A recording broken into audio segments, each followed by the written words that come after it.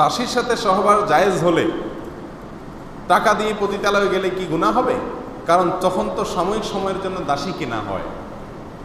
অত্যন্ত আফসোসের বিষয় যে প্রশ্নকর্তার দাসী সম্পর্কে ধারণা নাই। কৃত দাসী, সাধারণ দাসী না, কৃত দাসীর সাথে সহবাস করা জায়েজ আছে, স্ত্রীর মতো আচরণ করা জায়েজ আছে। কার জন্য? ওই কৃতদাসীর যে মালিক তার জন্য।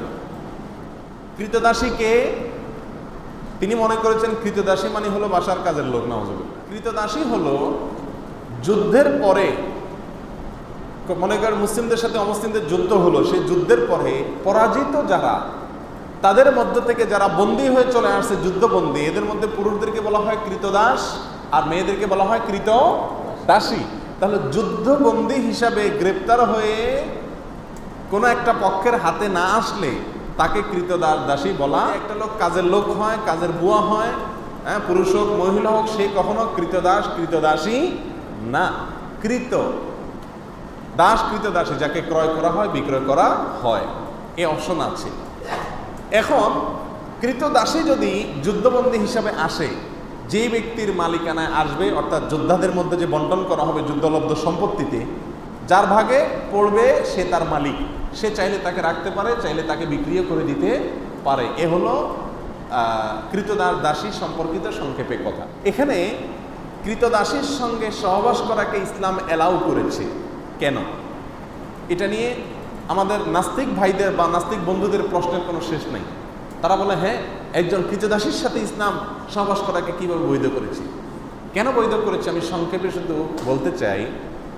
মনে করুন বাংলাদেশের মানুষের সাথে অন্য কোনো দেশের মানুষের যুদ্ধ হলো, যুদ্ধে যারা গ্রেপ্তার হয়ে বাংলাদেশের মানুষের কাছে চলে আসলো, তাদেরকে যদি পরাজিত শক্তি যারা, তারা তাদের যুদ্ধবন্দীদেরকে নেওয়ার জন্য কোনো চুক্তিতে আসতে পারলো না, যে কোনোভাবে নিতে পারলো না, ফেরত নিতে পারলো না, এখন এই লোকগুলা যুদ্ধবন্দী হিসাবে যাদের হাতে আছে তাদের কাছে কিভাবে থাকবে? ছেলেদেরটা তো যেমন তেমন কাজকাম করলো, সমস্যা নেই। মেয়েরা তো বাসা বাড়িতে থাকবে। তাহলে এই মেয়েটা বাসা বাড়িতে থাকলে তার নিরাপত্তার কোনো রাস্তা আছে? কোনো রাস্তা নেই। একজন নিরীহ মেয়ে যদি আপনার বাসায় থাকে, আপনার ভেতরকার পশুত্ব তার প্রতি হামলে পড়ার জন্য আপনাকে প্ররোচিত করবে কি করবে না? এটা হলো ন্যাচারাল বিষয়, এটাকে অস্বীকার করার কোনো সুযোগ নেই, এটা বাস্তবতা। এই জন্য ইসলাম বিধান রেখেছে যে ওই ব্যক্তি যিনি সেই কৃতদাসীটাকে পাবেন, তার ভাগে বন্টন করা হবে, তাকে দেওয়া হবে রাষ্ট্রপ্রধানের পক্ষ থেকে, সেই ব্যক্তির স্ত্রীর মতো হয়ে যাবে। এই কৃতদাসী তার জন্য কি হয়ে যাবে? স্ত্রীর মতো হলে তার সন্তান, তার ভাই, তার অন্য কোনো লোক তার দিকে লোলুপ দৃষ্টিতে তাকাবার কোনো স্কোপ থাকবে না। এটা হলো তার জন্য এক ধরনের নিরাপত্তা নিশ্চিত করা। আমি কি বুঝাতে পারছি? এই লোকটা যদি তাকে বিক্রি করে দেয়, কেমন যেন একজন মেয়েকে তালাক দিয়ে আরেক জায়গায় বিয়ে দেওয়ার মতো।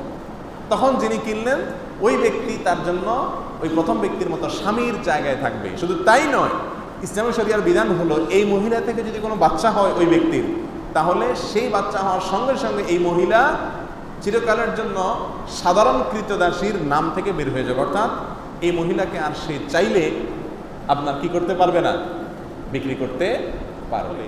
কৃতদাসী এক জিনিস আর কাজের বুয়া আরেক জিনিস। আপনি কৃতদাসীর সাথে সহবাস করা যায় সেজন্য পতিতালয়ে যাওয়াকে জায়েজ বলবেন, এটা মূর্খতা ছাড়ার কিছু না। আল্লাহ তাআলা হেফাজত করুন।